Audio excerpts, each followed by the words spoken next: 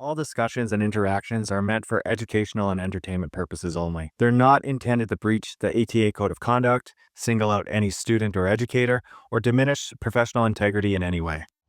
I'm Conrad Drover. Join me as I sit down with inspiring professionals from diverse fields to gain valuable insight from their experiences and knowledge to help me grow as both an educator in the classroom and as a person in all areas of my life. This is Professional Development. Today, I'm joined by Jordan Lawson, a teacher in Southern Alberta with a unique journey into education. In this episode, we'll talk about Jordan's path from considering a career in dentistry to eventually finding a passion for teaching, and how early academic experiences shaped that transition. We also dive into the balance between personal life and teaching responsibilities, the importance of resilience in the classroom, and strategies for building strong student relationships. Beyond the classroom, Jordan shares insights on coaching, managing diverse skill levels in a team environment, and navigating the challenges of outcome-based reporting. We explore the broader role of educators in fostering student ownership, engagement, and building a supportive learning environment. As always, guys, if you enjoy this episode, be sure to follow, subscribe, and leave a review. It really does help the podcast grow. Now, let's dive in. Jordan Lawson. Yeah. You bet. Man, I really wanted to get like a range of educators on here. Yeah, for sure. Yeah. And I know like you have the reputation of knowing your stuff more than anyone else in this school, I think. Okay. Yeah, okay, that's fair. Yeah, I'll give you that. Take the compliment, Yeah. right? Could you just tell like the tens of people that are listening what subjects you teach? So primarily I teach like the high levels, so like grade 11 and 12 math, grade 11 and 12 physics, calculus, and then I run the hockey program as well. All the fun stuff, right? That's it. Yeah. Yeah. Yeah. How do you juggle like, running 50Ks, hockey, calculus, physics, and also like having a baby? Yeah, it's you learn to prioritize your time and you learn pretty quick. There's a finite amount of it. And it becomes about early in my career, it was a lot about trying to do everything perfect. Right. And it was just you almost kill yourself trying to do everything perfect. And it became more about finding ways that I could still do the job to a standard I felt acceptable, but wasn't monopolizing my time. So then all of a sudden it just becomes a combination of you learn to prioritize and balance your time appropriately. You teach the subjects a few times over and you become more efficient. And part of it, though, I would say the third part of it is that you do have to make the effort of separating your time. So it becomes my time at school is my time at school and my time at home is my time at home. And those worlds they blend often, but you got to try and keep them separate because it's without that balance, things can start to fall apart pretty quick. Yeah. It's like you're juggling Yeah, almost, right? 100%. Yeah. And it's all about priorities. My priorities are a lot different now than they were 10 years ago. And it's just about priorities and balance, really. Yeah. How long have you been teaching for? This'll be on it. Oh, I should know that answer. This is about year 10. Yeah. Wow. Yeah. You got the dime. Yeah, I guess so. Yeah. Sweet. Um, so I guess you grew into the subjects that you teach now. Yeah, I didn't start there. Well, so like, what is maybe like? Could you tell me like, because I actually don't know, like, Yeah. your, I guess like what your degrees are, and I guess sort of when you decided to, jump into, because I'm assuming it's going to be like math science degree, um, but in high You think school, so, eh? Yeah. well, like in high school, were you a bright kid and like did that just carry over or did it take you a while in your adulthood to sort of get to where you're going? Because there's probably kids out there that are going to make awesome STEM teachers that may not be there yet. Like they actually just don't believe in themselves yet. Oh, Uh, absolutely. And that's a big part of the mastery process of it. Like I would say like so to answer your question, in terms of background, yeah, I would say I I always tell people I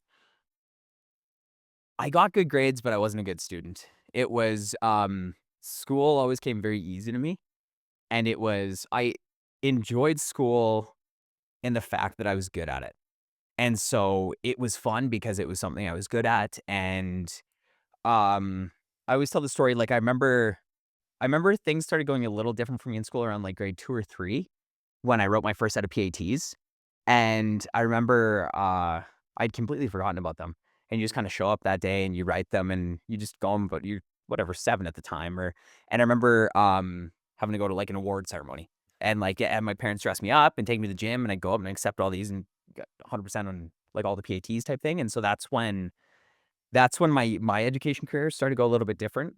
Back then we used to code kids as, like, gifted, so I got my gifted coding in, like, grade 4 or something, and so it ended up being the system was kinda janky back then because I remember when I was in grade 5, was it grade 5 or 6?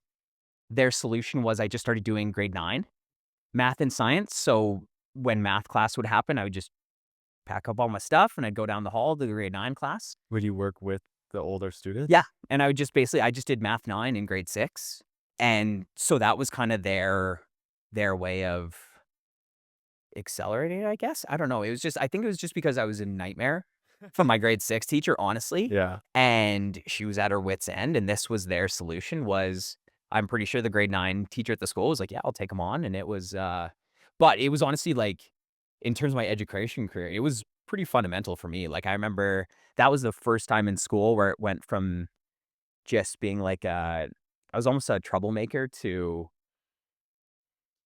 it was almost like it felt cool that I was good at school, Right. and it definitely the buy-in Maybe some ego there. I'm sure that was part of it, Yeah. yeah, yeah, 100%, but it was like that was when I first really started buying into my education, but that was, again, a byproduct of I enjoyed it because I felt like I was good at it, Right. so Hi, everyone. Hope you're enjoying the video. I just want to take a brief moment just to interject and say if you haven't already, could you please follow on Spotify and subscribe on YouTube? That is the best way to show your support and to get new content. Some other low effort ways that you can show your support for the show, besides subscribing and following, is leaving a comment on each episode, liking each episode, and most importantly, sharing each episode on social media. Those are the best ways you can help us grow. Thank you for watching. Hope you're enjoying it. Back to the show. I know you're good at like sort of the science math stuff. Did you have the same sort of easy success in English social studies? I would say yes and no. It was more so I think my strong suits come down to, like, problem solving and critical thinking. Mm-hmm. And that lends itself to a lot of things. So that still helped me hugely in social studies and aspects of it in English, but I would say I'll be the first to admit I can't spell, Right. like, Yeah. literally cannot spell. And so it's like try and write an essay in high school and not be able to spell. And it's like the content was there, but you'd think it was written by a child type thing.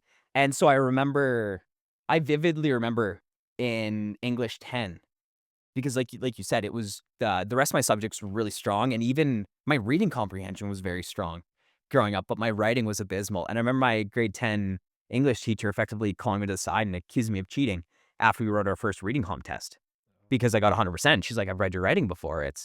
There's no way you read at this level." And I was like, I can't spell Right. is the problem. But That's interesting because like I guess like they are two different fundamental skills. yeah, Like being able to understand text.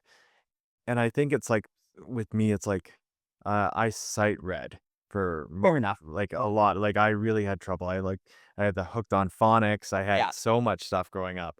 Um, but I sort of just developed like the sight reading and the basics. And like you said, it was with critical thinking. I sort of took my English and social studies assignments as like a logical problem to solve. yeah, It's like I need like this is the rubric they give me, yes. and I have to hit this, this, and this to solve it. And I Yeah. sort of Oh, like every essay became an algorithm for me. Where it was like, this essay needs X, Y, Z. A thesis needs like these 3 parts. Part 1 goes in paragraph 1, part 2 goes in paragraph 2, and like it was all very formulaic because that's what made sense to me. Even the spelling thing, I could honestly probably boil it down to I've very much lived my life just purely dictated by logic and reason. right. And so I look at something like the English language and spelling. There is no logic and there's no reason to any of it. So growing up, I was just like this, and people are just like, "Oh, memorize the rules because this is the way it is." I'm like, that's not good enough for me. Like, I'm not going to sit here and memorize this set of arbitrary rules that makes no sense to me. Right. I'm Like, like, oh, this is like this sometimes, but oh, not in this case. Oh, why? Just cause that's the way it is. I'm like, that's not a great. isn't that what they say? Like, English does not make sense if you're learning it as a second language. Oh yeah, as far as languages go, yeah. Yeah. Apparently, it's just absolutely brutal. What I find is like, and like, this is probably contentious, but like, the time it takes to learn like grammar, punctuation, and stuff like that, that could have pulled you away from a lot of the logicals Oh, a hundred learning it. percent, yeah. And And part of it too boils down to interest. yeah, And I never had an interest in it. I hate to say it, and as an educator, I'd be the first to I did not like reading growing up. I read when I had to, and that was effectively it, like, for the odd novel study, my reading comprehension never made any sense to me hmm because I didn't read. Like, I never practiced it, but but that one side of your brain probably found it as like an algorithm, 100%. like Yeah, yeah, yeah. Oh, yeah, it's, like, unlock the code somehow, and yeah. and like it's funny that you mentioned like you got like a little award in grade three. Yeah. Like where I'm from, we didn't have PATs, but like you got almost like a positive like affirmation When you're good at it. when you're good at it in grade Yeah. three. Like, do you think teachers or like just like awards, stuff like that growing up, do you think that sort of like nudged you to keep going and being good, or was it completely separate from that? I wish I could say that it did. Yeah. It's the problem is the novelty typically wore off. Like I said, I was good at school, but I was a bad student. Mm. I was always a nightmare to have in the classroom. Like, Right. I'll be the first to tell you, I would especially like I had a bad habit in elementary school before they figured out that I was pretty strong in my subjects. I would do things like I would go and write a math test. And if it was 30 questions, I'd finish the first 15 and I would hand it in because I knew I did them right. I knew it was enough to pass, and I knew if you finished the test early, you got to go out for recess early. So I got the most recess time out of anybody, and my grade was also 50. You're And playing the so system. I remember those parent-teacher conferences, especially teachers that wouldn't check my coding and stuff. I remember those parent-teachers, we'd sit down and be like, "Well, he seems to be strong, but he's getting 50s." And they said, "Well, is he only writing half his tests?" Because my parents knew, Right. obviously, that like that was my song and dance, and I did that until grade 6. Like, that was all elementary for me, where it was just I did exactly what I needed to get by because that's they said, like, "You have to pass," so I did enough to pass, and then I got my extra recess, and I got my extra lunch, and Uh, yeah. playing the system. I was talking to an entrepreneur um last week, and he was talking about like the minimal viable product, Yeah. right? And he's like, you just need that enough to get to the Well, next that's step." what was expected from me, and so that's what I produced, yeah. Wow. I wish. Yeah. My education journey was slightly different, but it's funny that you mentioned sort of that I guess oppositionally defiant, but also genius sort of thing, or gifted, I would say, because I have literally a student just embedded in my brain Yeah. right now, exactly like that. Yep. But like, and then you ended up like, what was your university like? University was, so I initially went into the science so my goal coming out of high school was actually I was originally registered in engineering coming out of grade 12. So I was enrolled in engineering at U of A, and I did some thinking about it over the summer, and I kinda transitioned from because like, my 2 major goals coming out of high school is I either wanted to be an engineer or a dentist. Those are the 2 goals coming out of high school, and the summer between grade 12 and first university, I decided, okay, I want to try the dentistry thing. So I switched from engineering to my science degree. And so I did all of like the pre-dentistry stuff. I did my science degree. I did a bio major, a chem minor. And it wasn't until I wrote my DAT, third year university, like I followed all the channels. Um, but it was honestly, there's 2 things in my first degree, university that shifted the direction. Number 1, I did a lot of job shadowing with my dentist, and I realized, I was going into dentistry, because the money seemed great, Right. and I liked all the things that the money afforded, but I realized that was the only reason I was going into it. And so it was just there was a lot of aspects of the job that I'm like, "Man, I didn't consider this." I was just looking at the cars and the vacations and the houses and that part seemed great. But then I realized, oh, you still have to show up and do this 8 You're hours a looking people's house day. 8 hours a day. Yeah, Yeah. like, you still have to go hang out with people that don't wanna be there, don't respect you, don't listen to what you like, you basically go to school long enough to be a doctor. You are a doctor effectively, Right. but people treat you like you're, "Hey, you need to floss your teeth, you're gonna get heart disease." "Yeah, sure. I'll see you next year when I haven't flossed again." And you're like, "Man, I went to school for 12 years to have people not listen to me?" Okay. Um, Well, that begs the question is what got you into teaching then? Because what you just described kind of reminds me of teaching. so honestly, for me, it was that shifting away from the idea of going to dentistry, and then it was just randomly my first year, university. It it's not gonna sound great, but I was heading away for reading week, and I was living at home at the time, and my parents were like, "Hey, you can't go on a reading week vacation unless you have a job lined up for the summer." Because they're like, "We're not paying for you to just go Right. gallivant," and so I was like, "Okay, fine." So I went on the U of A website, I applied to the first 4 or 5 that seemed applicable, and one of them was, like, science and engineer summer camps. So, effectively, the way the program worked was it was our so for the university, it was a 4-month summer or whatever. Your first 2 months, we would go into schools and classrooms across Alberta and the territories, and we would deliver curriculum-based workshops that would then promote our summer camps. And then Cool. we'd try and get the kids out to science and engineering summer camps. And so I saw the description for that. I'm like, this sounds pretty much right up my alley. And so I shot off an application, got a call, ended up going to those. Man, those are some weird interviews. Those were weird. But we ended up I going went through that interview process. I got that job and I did that What was for the interview like? Like, what made it weird? so it was because they had so many applicants. Like I think the year I applied, there was like 300 or something. They weeded it down to about 100 and they did group interviews. So we would go about 30 of us a night and they would just put us in one of the engineering labs. And for example, they would be the first hour, they would have us set out at stations, like maybe 6 or 8 to a table, just people you've never met. And they're like, here's your materials, here's a bucket of water. You guys have to build the tallest tower that can still float, but you guys can't talk to each other. You have 5 minutes, go.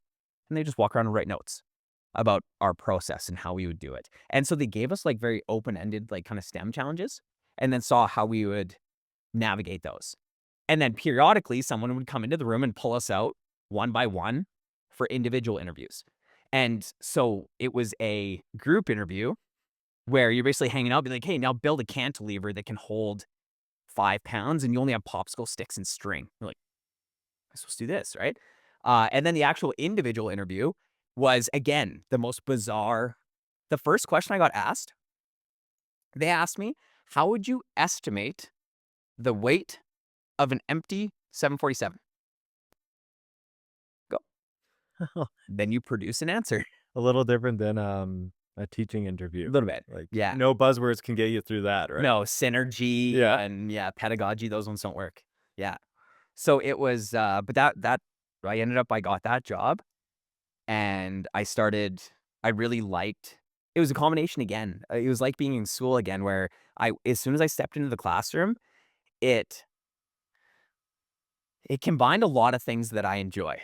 Like it was a place where you almost get to put on a show, right? Mm. And I like to be funny. I like to laugh at the kids. I like to joke. So you get to put on a show. I've always found I'm really good at explaining things. Like even just growing up, like that was always that was my teacher's solution.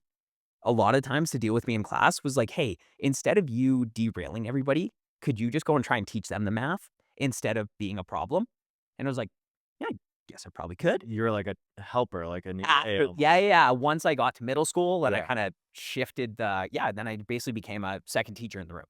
And I realized it seemed like a good fit. Like, it just felt like it worked. I liked helping people. And, like, part of it, I don't know how much detail I wanna go into or how much I wanna talk about it, but I also I didn't have the easiest upbringing. Hmm. Like, think, like, single mother, alcoholic, subsidized housing, like, statistically speaking, I should probably be in prison right now. Right. That's where most of the kids I grew up with are. And, like, when I thought back, over my life and when I was looking at career choices, I can pinpoint 2 teachers that are the reason I'm not in prison right now. And I it was one of those things that when I was, like, looking for direction to lead or, like, to head in, like I said, it was a combination of factors, but that was a big part of it where I was just like, these 2 people changed my life so significantly that I felt like they were the reason I had a life, and I felt like I owed that to pay that forward. I don't know. Yeah, Maybe no, that that's exactly what I was thinking. And I think like the tough upbringing, I feel like that is a really big prerequisite to connecting to a very at need subset of kids. well, it's just that Yeah. it gives you a way to connect with the kids that get lost to the system. Right? Because Like, if you were just like gifted child, you had everything and you grew up, you have that high like academia, and then you also have relatability. yeah, I mean, I Eh, was arrested multiple times before the age of 14. Wow. Like, you get both. Yeah. And like, does that like what we were just alluding to, like, because I know you work in those very high academic courses, but when you've worked at in a lower stream course or maybe a course that maybe like grade 11 chemistry, like Yep. or some kid jumps in there thinking like this is the day, but like maybe his previous teacher said, "Hey, maybe not," but he did it anyway. Yeah. Um, how do you carry that student through that tough course? Like, what skills have you acquired in your upbringing to sort of get that person that may not be gifted, but is really determined, or not even determined, because like some kids just want to do it, but they don't have the fundamental skills, like the soft skills. Yeah. Like, how do you embed that so by the time they get to university, they can do what they want to do? It all boils down to one single factor, and it's what I can point to that has led me to be successful through the upbringing I had, and that it always boils down, and I'm the biggest proponent of it, it always boils down to resilience. Like, So, that's really what everything boils down to, is, like you said, how do I get them through? I can't. I mhm. can't, like, if I always tell the kids, "I'm able to match your effort." That's what I'll always be able to do. So if you're putting in 100%, I'll be able to put 100% in with you, and we'll be able to get there. But if you're putting in 0, I can't do that 100 for you. So I'm like, Right. it starts with the effort, and then the second thing is the resilience. I can tell you right now, the kids that I've found to be the most successful aren't the kids that are getting hundreds. Mhm. They're the kids that get the question wrong 20 times and try to 21st time or try to 22nd time. That's really what it boils down to is, The Rocky mentality, just yeah, keep getting back up. it is. It honestly is. I told when I was teaching 10-3 lower stream math in my first year of teaching, Yeah. I had a parent teacher interview, and this person's one of the students was struggling, saying she had to do so much work just to Yeah. keep up. And I told her, like, sometimes it takes, like, I told her a personal thing. I was like, sometimes I have to study 3 times as much Yeah. to get half the grade. Yeah. But like, it's still like, that's what I have to do. If it's your goal, and that is your goal, there are ways you can achieve it. It's and I'm that's the first conversation I have, and whether it be calculus Hmm. or physics or math 8, that's the first conversation we have in those first couple days is I always tell the kids, let's say this is a calculus class. Mhm. Every kid that goes to our school, I mean, this is a bold statement, but I'll say I could teach every kid at our school calculus. I could. But for those kids to learn calculus, is that process gonna look similar? No. No. Some kids will be fine putting in 15 minutes of effort a day, and they'll be able to they'll be able to get the concepts. Mhm. Other kids might need to put in 12 hours a day Yeah. in order to be able to get those concepts. But there's a Could everybody get there in the end? Yes. Would kids be willing to put in 12 hours a day to if that's not their goal? No, which is totally fine. Mhm. But that is the key, honestly. It really is. And I always tell the kids, I'm like, you're gonna look around this room and the work is gonna look different, but we can all end up in the same spot if you're willing to put the work in. It's just the amount of work is going to be different because we're different people. Everybody's different. Everyone thinks different. Honestly, it's from concept to concept even. Like I see it in math all the time, where from unit to unit, one unit might be easier for somebody, whereas the next unit is quite difficult. And it just boils down to then how much effort are you willing to put in to learn it and try and find success. So Your approach of how you do that, I think it's not just the students. I think your approach to telling them that, but being giving your 100% when you're here. Like I see you in lunchtime. There's always kids working in your classroom at lunchtime. There are like it is almost what's the word? Contagious that the kids are like, "Oh, I got to get yeah, this stuff done." Like, and then like you have a couple groups of kids that come into the work and try their best, and then their peers see them and they're like, yeah, "Okay, best go." Like, I have kids in my video production class. They're like, "Can I go talk to Lawson for a second? I need help with this." yeah, Or they ask me if I know this math problem. Like, man, no, yeah. go talk to Lawson. It's you effectively like you create a culture, right? Yeah. Like that's really what it is. And it didn't start yesterday. This is something that's taken a very long time. But I like it boils back to I can't remember we read a book a few years ago and I was kind of forced to read it, which is fine. It had a lot of good information with it. I probably should have read it optionally. But I remember it talked about um aspects of your teaching in a classroom and effectively like correlations between the the measurable outcomes based on how you're like structuring things in the classroom. And I remember like the one that had the biggest kind of like correlation was having a teacher model it properly. That was like one of the strongest um like prerequisites to success, I guess. And so I mean it's just I try and it's one thing to tell them what to do. I try and live it. I just try and lead by example type thing. And so that's where a lot of that buy-in comes down is I think they start to realize I'm not asking them to do something I wouldn't be willing to do myself because I do it with them.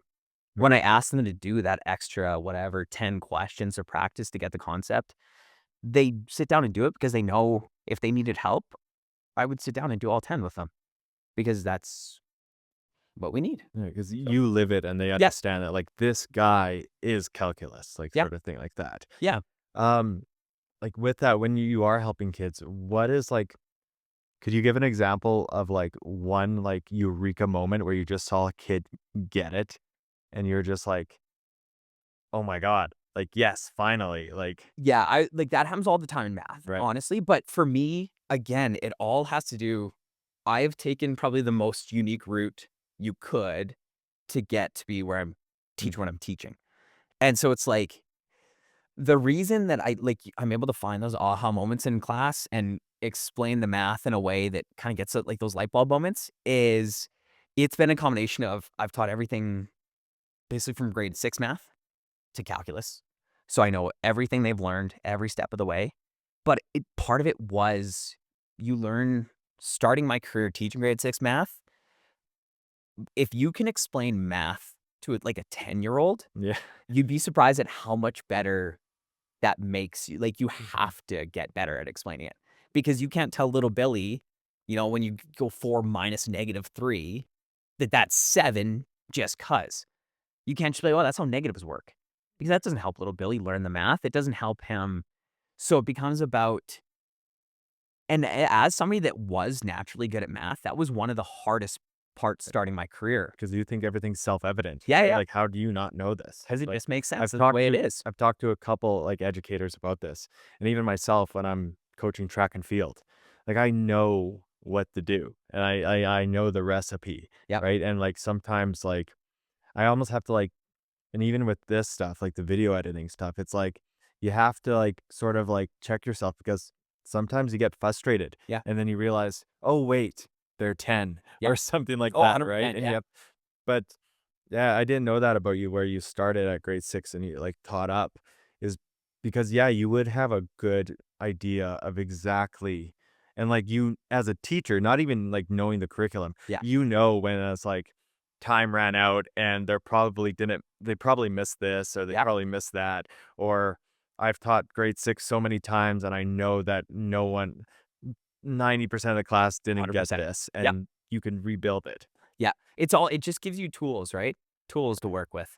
So it's like I would say it's all just part of being well-rounded, right? Mhm. Knowing where they came from, knowing where they're going, and I have the luxury of we're a 6 to 12 school, so I had the opportunity. I taught Math 6, I taught Math 7. Actually, my grade 12s right now that I have in calculus, I taught them grade 6 math, I taught them grade 7 math, I taught them grade 8 math, No, that's sweet. grade 10 math, grade 11 math, and now grade 12 math. And I guess that's where the relationship, because that's a big word Yes. that comes up every time. It's like, Oh, that's what it that is everything. right. Is if you don't have the relationship, you have nothing. And that's why it always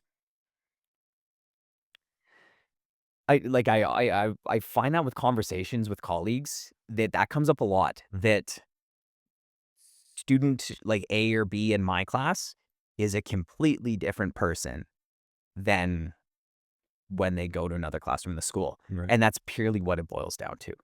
Is there's been a number of years where it's like in a point to a specific class where it's like, no one else can get them to buy in, but they come to my room and they're willing to do math.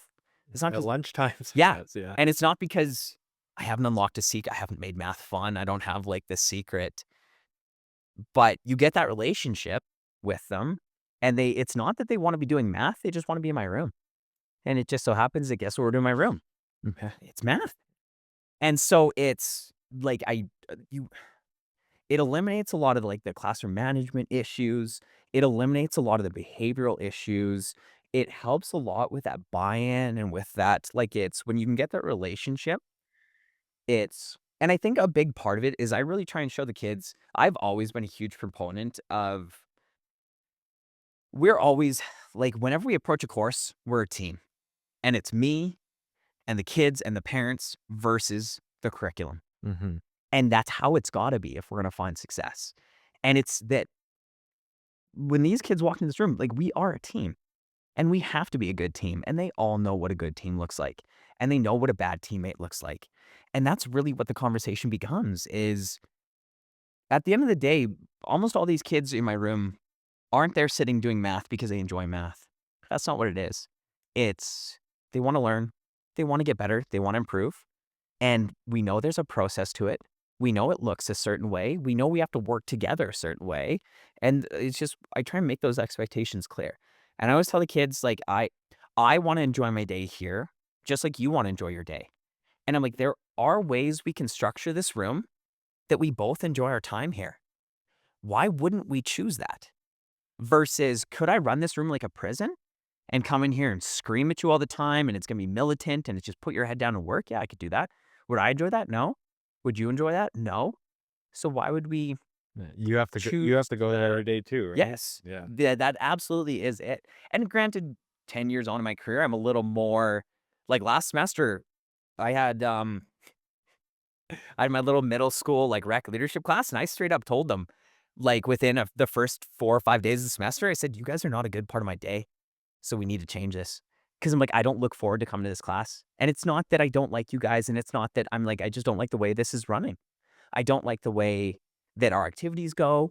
I don't like the way that our conversations go. I don't like the way, and we just had a conversation about what was working and what wasn't, and expectations and stuff, and it all of a sudden it became a class I enjoyed. But that's what it is it's we're Yeah. spending the time here, the kids are spending the time here, we should all enjoy it. That's I think that's like one thing sometimes new teachers forget is that like the kids aren't oblivious No. to like their surroundings. Like they know when you're having a bad time. They know when they're having a bad time. And I find like making a team, like framing it as a team. I've done that in my phys ed classes Yeah. before because I've had students that would like hockey kids that would just go Yep. way overboard to the people that are scared to even get, in the middle of the gym. Exactly, yeah. And I'm like, listen, like it's like if you're going to the NHL, that's great, Yeah. right? But that's not what But this is, though. no one doubts your skill. Yeah. You don't have to show off. But what we could do is make the average in this class better. Yep. You have so much to give, why not give it? Yeah, Right? And exactly. like teach. And then I think that circles back to like when you were a student Yeah. and the when you originally just got like I know in line pretty much, Yeah. right? like you became like you had a purpose in the classroom. Yeah. It was to help people, it was to get better. And then like just out of like sheer like just circumstance, you were practicing breaking down those complex problems 100%. Yeah. to your friends and like the people that weren't as gifted as you. Yeah. And I think that rounds you really well. And then also, like you're saying you teach hockey and we've talked about running. You've been coaching cross country and track and field. And like I want to see like I have a good idea of like how you run your academic classes and your leadership classes. Yeah. But when you shift gears to those more athletic kids or even coaching is a little bit, I find the kids are there because they want to be, but in terms of like the the behavior management when you're on the ice or when you're coaching, Yeah. it's a different dynamic because it's a lot of physical, a lot of activity, heart rate's up, right? So like, Yeah. um, do you modify or like switch out like sort of uh what skill set you use in those circumstances compared to a grade 11 calculus Yeah. class? Oh, 100%. It's because a lot of things like I've always told people, because one of the biggest questions I get asked is having taught both effectively like elementary, I'd consider Mhm. grade 6 like almost elementary. So having done everything from elementary to high school, I always get asked like, what's the big difference? What's the big difference? I always say in that elementary, middle school area, the content's not hard, Mhm. but the kids are. As you transition to the higher levels, my physics and calculus, the content's very hard. The kids are no longer hard. They show up and they're motivated. Either, I mean, it intrinsically or extrinsically, it might be they want to do or their parents are threatening them. Like they're motivated by something. And so they sit, they grind, they like behavior's never whereas in something like the hockey program, kids don't just show up with that inherent buy-in. They don't just show up with that because it's not a core. It's not a Yeah. core that they need to get where they're going. And they're not at that, the grade 11, grade 12 level. These are basically adults making rational decisions. I mean, my hockey program this year was 6 to 8 type thing. And so it's a very different skill set. Uh, some commonality though. I mean, really, when we start talking about things like approaching things as a team, all being part of a team, all because that's one of the things you can get a huge array in skill levels in a program like that. And it's about making it so that it's a program that's beneficial for everybody. That even our weakest skaters can improve and our strongest skaters can improve and everybody finds value in it. And that does become a difficult line to tread for sure. Um, one thing I've done though that I try and I try and shift a lot of the onus and buy into the kids because I find that really helps with management. If I can help make the program ours instead of mine, management becomes significantly easier. So whether that be things like I've done projects in the past where small groups will design a tournament and they have to run it for us. And so they have to create the teams and they have to create the rules and they have to ref it and they have to and then all of a sudden when they're on that side of the process, they start to see that it looks different and you handle things differently because they're the first you'd think like, oh, if you let grade sevens make a team, wouldn't they just like little Billy's going to come in and his team's going to be stacked and every other team's just going to be terrible. And they're just, and I mean, yeah, potentially that could happen. But a lot of the times what happens is little Billy goes to make the teams and let's say that happens and his team destroys the tournament. Well, then let's say little Jerry's going to be making teams next week. What do you think he's going to do? Well, he's probably gonna stack his team, and it's not gonna Yeah. be fun for anybody else.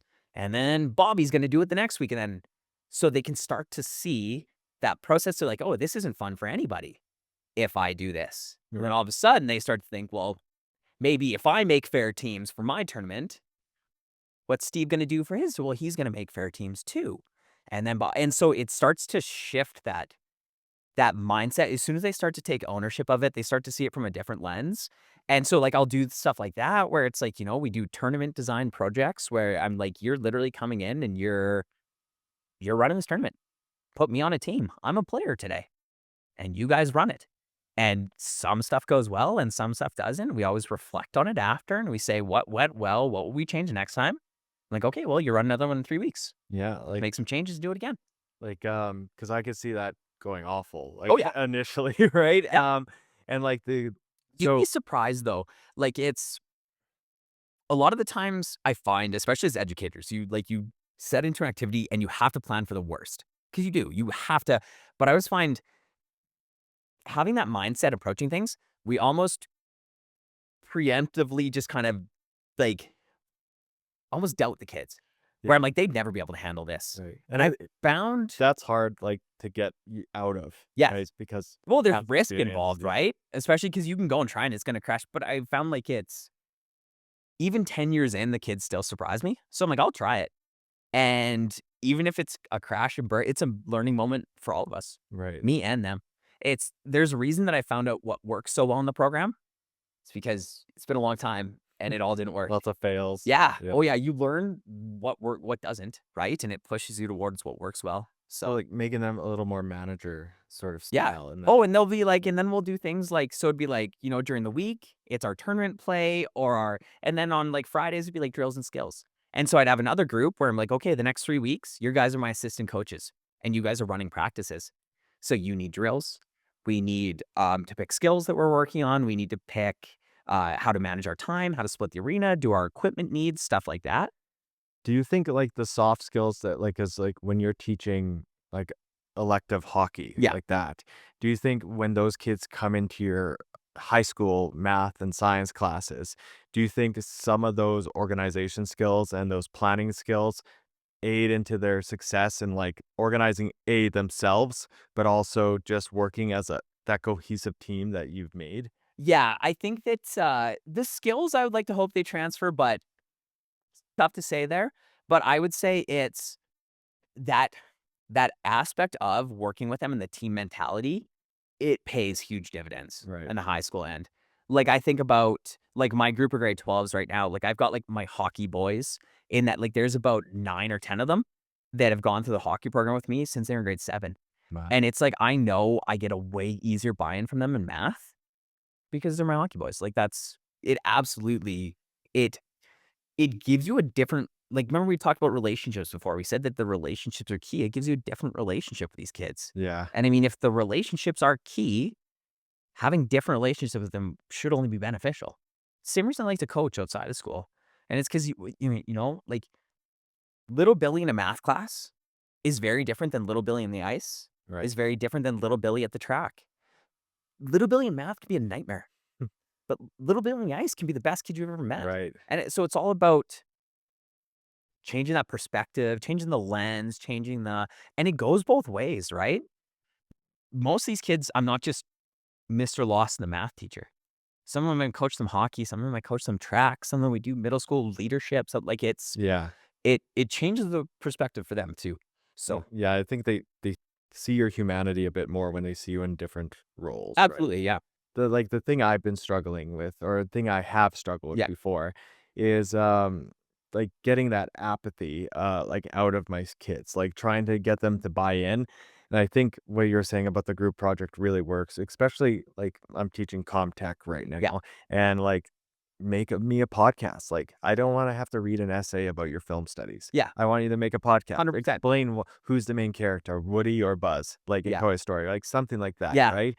And having them work as a group, it just, I think I'm not quite at that 10-year mark yet, so I've had a lot more fails with that, and sometimes, like, I'll be totally honest, sometimes it is easier to throw on a lecture Yeah. and just get it done, right? Yeah. Um, but now, like, I'm sort of, like, putting that as my, like, my backup plan right now, like, I have to do that if all else fails, but one thing I think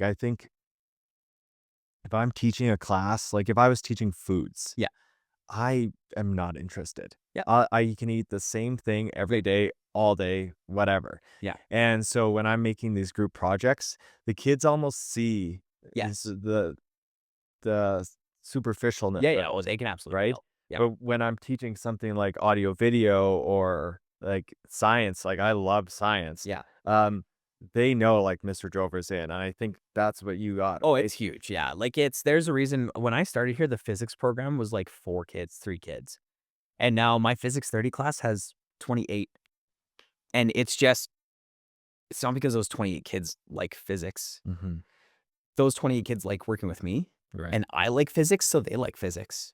And it's just you show up and you genuinely enjoy something, you're enthusiastic about it, and they enjoy it too. And, like, 'cause you're right, they absolutely can tell when you're phoning it. Like, I look back to that middle school rec leadership class I had last semester. I'll be the first person to tell you that leadership is not along the line of my strengths. That rec side of things, like, I got handed that class, I'm like, "What is this? Like, what is rec lea" I Yeah. Googled it, 'cause I'm like, "What do I teach in this? I don't know." And Google didn't help, Right. so I just kinda made it up. Yeah. But what did I do? And like I said, it is not in the line of my strengths. It is not something that I would consider like a passion of mine or an interest or a. So I was honest with the kids. My first class with them, I sat them down and I said, "Hey, like, in your minds, what is rec leadership to you? You tell me what you think we're doing in this class." And I told them, I was like, leadership is not my background. I don't know anything about it. Like the rec side of things, I'm like, I like games and sports. And so I'm like, I'll lean into that. But they clearly were not a class that liked that. Mm-hmm. And so it became, but that the honesty was important. Yeah. I told them straight up, I was like, I'm going to be learning as much about leadership as you guys do. And they seem to, you would think that honesty in that, I think as educators, we have this fear of coming across as like not knowing everything and you not being okay being vulnerable The and not imposter having syndrome. weakness. Yeah, Yeah. 100%. But I've always told the kids like one of the reasons I knew growing up that I was fairly intelligent was because I was always acutely aware of what I didn't know. I know the stuff I know and I know the stuff I don't know and I know there's a lot of it. And that's fine. It's okay to not know things. I always tell the kids, I'm like, you don't need to force an answer. Your answer could be, I don't know. And that's acceptable. You're allowed to not know things. What should then happen is you should then have a drive to, that was me Figure it growing up, out. is if I didn't know it, I need to know it. And so I'm going to go figure it out. And like that part's important. But do you have to know everything? No. And so I told the kids, I'm like, do I know a lot about leadership? No. I'm like, do I know what I'm going to do with you guys next week? No. I have no clue.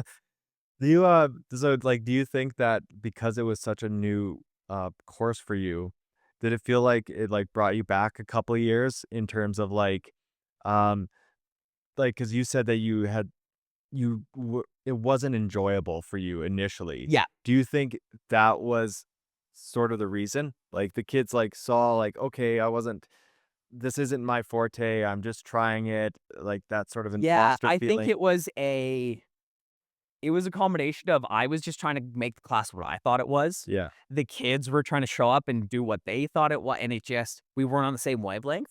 And I would say, like, yeah, it kind of made me feel like you kind of feel like you're going back. But it also, at the same time, it made me wish that I knew 10 years ago what I know now. Right. Because it was something that, like, we had maybe 2 bad weeks and I solved the problem. We solved the problem as a group. And 8 years ago, I would have gone through the entire semester like that, Uh-huh. and I would have hated my entire semester, and I would have just like, "There's no way but again, it's just figuring out what works and what doesn't work with the kids and I found if you can humanize yourself and and get to the point that because a lot of times they forget we're people, like, they just see us as a teacher and that's it, and you're not a person. We're Like, at I would joke with the MPC. kids, I'm like, when they leave the school, they just in their minds, the lights go and I just sit at my desk, Yeah. and I just wait for them to come back the next day, Didn't and that's render. when and that's when my world begins again, is when they're here, and it's like, that's not what it is. And so I think if you can humanize yourself, like, they never expect that. They never expect a teacher to walk in and be like, "Man, I don't know shit about leadership, but I'm willing to learn if you guys are." And all of a sudden, like, that completely changed that. And was it sunshine and rainbows and unicorns the whole semester? No. It was did ebbs and flows. We'd have a good 2, 3 weeks, and then we'd have a bad class or two, and we'd have to have a conversation about. We talked about being good teammates. We talked about how we can all enjoy this time here. You guys tell me what you think that looks like. They then proceed to list all the things I want. I say, well, you guys clearly know what that is going to look like. So So running it as a committee, like I'm actually like that's part of my professional growth plan is to be a little more insightful on where the students are coming at. And I think like I think in terms of my own professional development, the whole idea of the show, I think like honestly, like some of these conversations, it's awesome to get like the sound bites or to talk to people, but like that is something I'm gonna take and use Mhm. tomorrow. Yeah. Um, I I have to change gears, and I think I wanna know your perspective on this because it seems like, again, no one's mastered it, but you Yeah. pretty much mastered the classroom. Um, in terms of, like, our education system in general, Yeah. right? Um, I just wanna know, as much as you're comfortable sharing, like, what are your main critiques about it? And is there specific like structural things or just annoyances that stop you from doing your job as effectively as you wanted to? Or maybe not stop you, but it's such a pain in the ass where you actually have to like maneuver around it, Yeah. or do you wish things were different? Yeah. So that's a good question. So in terms of like the day-to-day minutia, like there used to be a lot of things, uh, like a lot of red tape things that I felt like were barriers to me doing what I wanted in the room or what I felt I had to do to be successful with these kids. And I started to realize like, God, this is not the way that again, it's the reason that I don't sign up for student teachers. I wouldn't want to teach this to somebody new. But I'm like, I've realized, especially now I've been here 10 years, if there's something that I think will be valuable to do in the rooms with those kids, I just do it. Right. And if people have a problem, I apologize later. I'm not It's sorry, off but I say I'm curriculum. sorry. Yeah, yeah, yeah. And it's like within reason, you know, if it actually has a valuable purpose. And so I always say I just show up here every day, and I do what I think is best for kids. That's just I can point to every decision I make in a day, and that's really what it boils down to.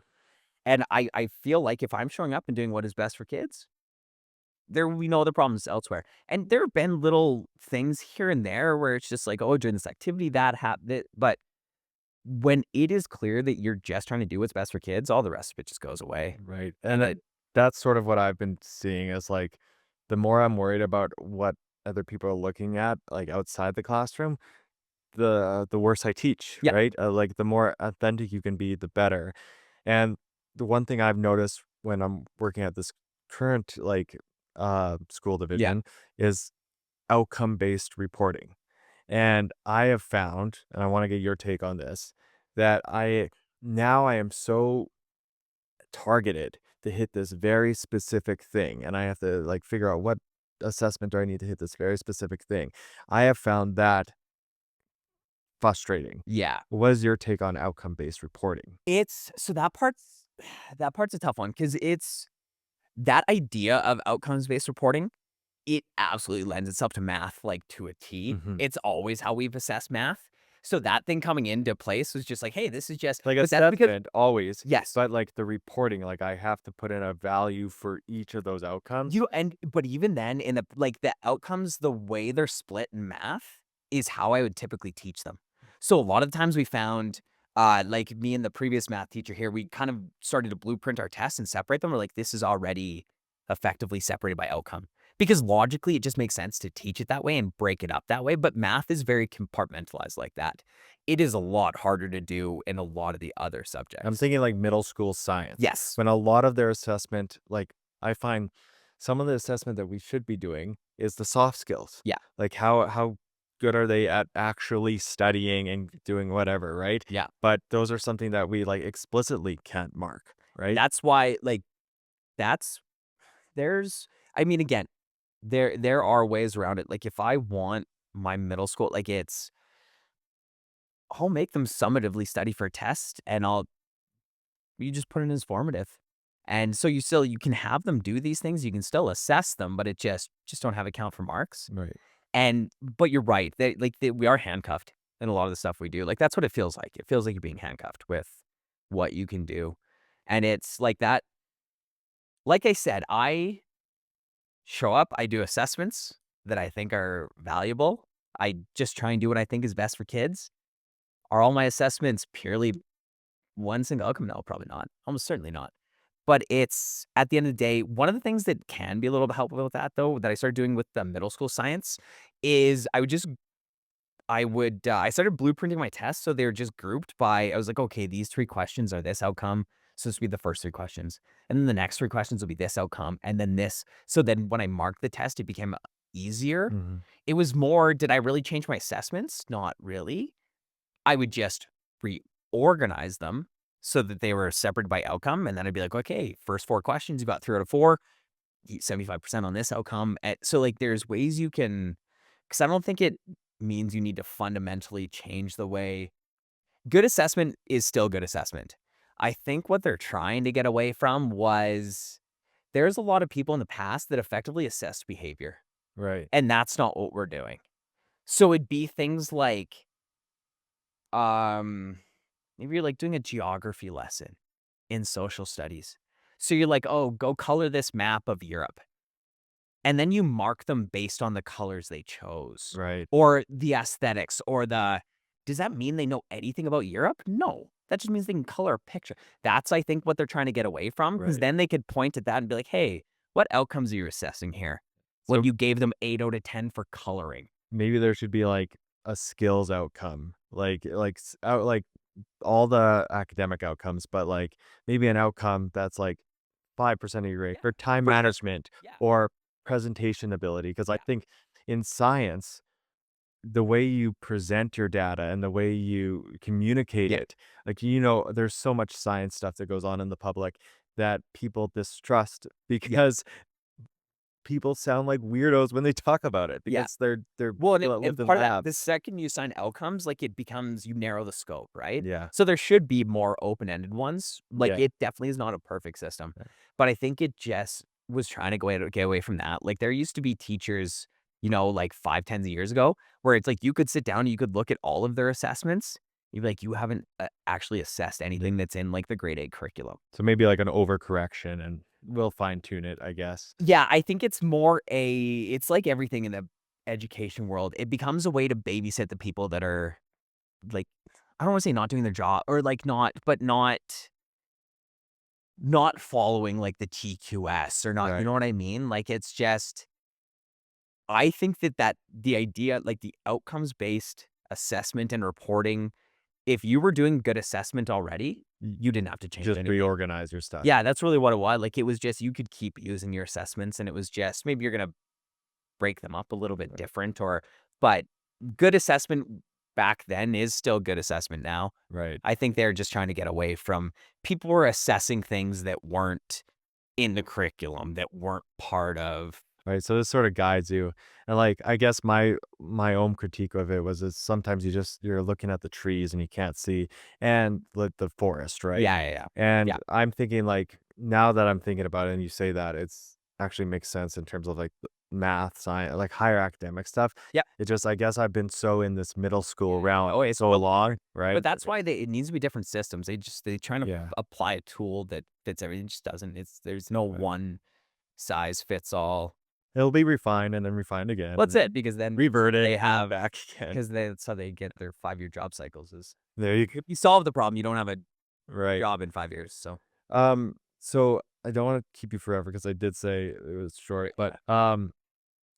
I do what I do on this show is I have a little pop quiz. Oh, yeah, yeah. Um there you go. And basically it's just a quiz, a little fun quiz that I do based on like my topics of interest. Okay. And then after this I have one more question Yeah, good. that I ask everyone and then we'll end it there. Yeah. This has been awesome, but Yeah. it's awesome. Like I'm gonna rewatch this later tonight and just write notes. Yeah. Okay, you ready? Yeah. Question 1. Which of the following processes occur in the mitochondria of eukaryotic cells? Is it A, photosynthesis, B, cellular respiration, or C, protein synthesis, and finally D, DNA replication? B, cell res. Ding, ding, ding. There you go. I always joke like, man, if you graduate high school and you don't know what the powerhouse of the That's the cell is, only one that everybody knows. Yeah. right? Okay, good. 1 for 1 right now. Question 2. In the nitrogen cycle, which organisms are primarily responsible for converting atmospheric nitrogen into a form of usable, in a form usable by plants? Is it A, fungi, B, bacteria, C, protozoa, or D, algae? It's the process called nitrogen fixation, and it's bacteria, I believe. B. I really thought I was going to have you on that one. Yes, correct. Awesome job. Man, I was just wondering now that we're in this, like, how awesome would the world be if everyone just had like a really good mastering level of grade 8 science? Like, when did that, Oh, things would be different, right? or even things could just basically like if people could think critically a little bit or Yeah. problem solve a little, like Logical just yeah, yeah, fallacies, yeah, just the, understand that? the basics of education. Yeah. We're working on it, literally. Question 3. What is the primary function of the nephron in the human kidney? Is it A, filtration of the blood to form urine? Is it B, the production of urine? Or C, regulation of blood glucose levels? Or D, secretion of digestive enzymes?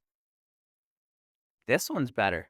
Okay, it's not D, it's not secretion of digestive enzymes. The nephron doesn't specifically produce urine. Um, we're gonna go. It doesn't do blood glucose. We'll do A, filtration of blood to form urine. Correct. Yes. Yeah, it's like choose the best answer, right? So that Yeah. production of urine. I've actually put that on like a grade 11 bio quiz Yeah. before. Yeah, and well, it's even like I'm like going through like the parts of the nephron in my head. I'm like just looking The at pictures of loop and nephron. Yeah, the loop of Henle. yeah. Yeah. And it's been a while since I taught grade 11 bio. Yeah. But it's always like a course that someone has dibs on, Oh, like yeah. all the time, right? And I see the funny thing is that my degree is in biology, and I would never teach it, like ever. You don't like it? No, I don't like teaching it. I took it because it was easy. Like Right. I just liked the. I was my mind's been like I don't have a photograph of memory, but I'd say like eidetic would be how I'd put it. So I've always just like literally when you asked me that question, I just closed my eyes and I looked at a textbook image of a nephron because I can just Well, recall like it. Type bio thing. compared to like bio is very vocabulary heavy. Yeah. It's you just have to understand processes. And like I think bio has a lot of storytelling in it. Like Oh, that's how I teach it. Like I tell the story of what happens, right. right? And I always start with like the physiology and teach the anatomy in the physiology. Yeah. I don't go to bat 100%. Yeah. because memorizing like condyles and like fossas and all that stuff. Yeah. If I don't know what it's for, Oh yeah. I get frustrated, and Yeah. 100%. I can see where people struggle to teach it or don't like teaching it Yeah. because it's not an algorithm, Yeah. Yeah. right? It's just oh man, I just love math and physics are just puzzles. It's But puzzles all day. bio I like because like I just wanted to be a better athlete. Yeah. Fair Yes. enough. Yeah. Okay, ready for question 4? Yep. All right. During which phase of meiosis do homologous chromosomes separate? Is it A, prophase 1, B, metaphase 1, C, anaphase 1, or D, telophase 2? So it goes interphase, prophase, metaphase, anaphase, telophase. Um, interphase, the proteins shorten and thicken.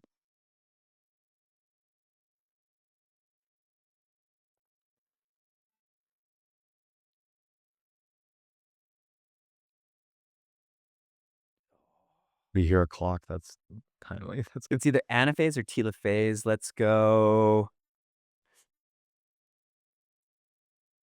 Centromeres coming. Okay, let's go anaphase. man. I really thought I had you, man. That was close. Yeah, That was it's close. tough because like I literally had to look up the steps again for So myself. I was doing in my head. Yeah. Okay, good. Wow, man. I should have gave this one to Molly. That was close. I gave Molly a Doctor Who quiz and she Oh, crushed it. yeah, fair enough. All right, ready for Got that? me physics problems here. Well, like okay, so I didn't realize that you had a degree in bio. Yeah, fair enough. I thought you were would have math been. and calculus. I was like, okay, Well, you would what can think I that do? logically. Yeah. Yeah. Okay, well, That's why the kids come to me for bio help too. yeah, And chem. this one's gonna be so easy for you, but you got this. Question 5.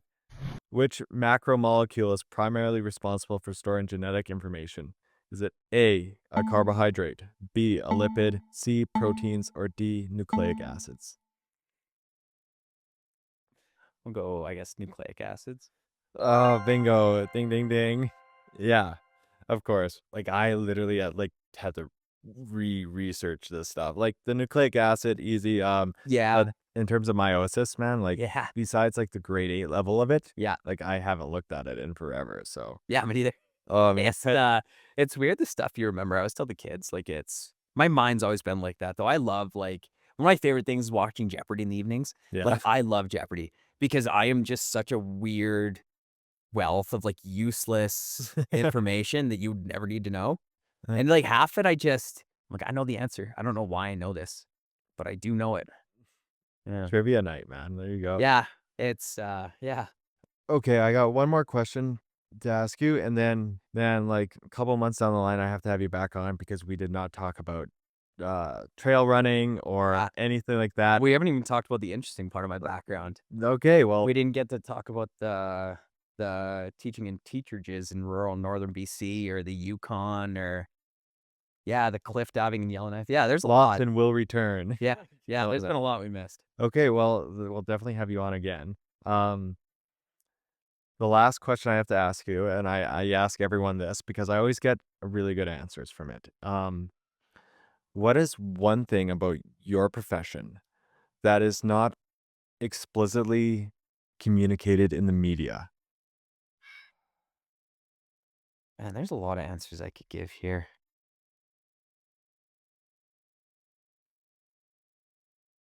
I think the big thing I think that's been lost sight of over the past, honestly, like probably 15 years or so with teaching the media is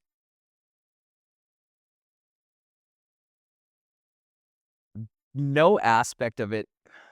We get villainized a lot in the media nowadays. And I just no aspect of it is, I would say 8 or 9 out of 10 people that I talk to that come into this building to teach are, they're not here because the money's great. They're not here because the benefits are great. They're not here. Like, they're here because they're kind and compassionate and they want to help kids.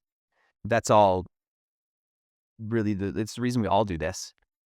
And I think that's really lost on the media, which is tough. Makes it tough because it's why we're all inherently here and nobody seems to know it. So, Yeah. yeah. Good answer. Yeah, I don't know. That's a tough one. Thought-provoking. Well, Jordan, thanks for doing this for me. Yeah, you bet. Yeah, It was no, thanks for having awesome. I have to get you on again. Yeah, you right? bet. Yeah. Awesome. Yeah. All right. Thanks, Yeah. man. Thanks a lot. All right. Yeah. Thank you for tuning in to Professional Development with me, Mr. Drover. I hope you found today's conversation insightful and inspiring. If you enjoyed this episode, be sure to subscribe, leave a review, and share with your fellow educators. You can also connect with me on Instagram or via email to continue the conversation and share your thoughts. Well, until next time, keep learning, keep growing, and keep making a difference, both inside and outside the classroom. I'll see you in the next episode.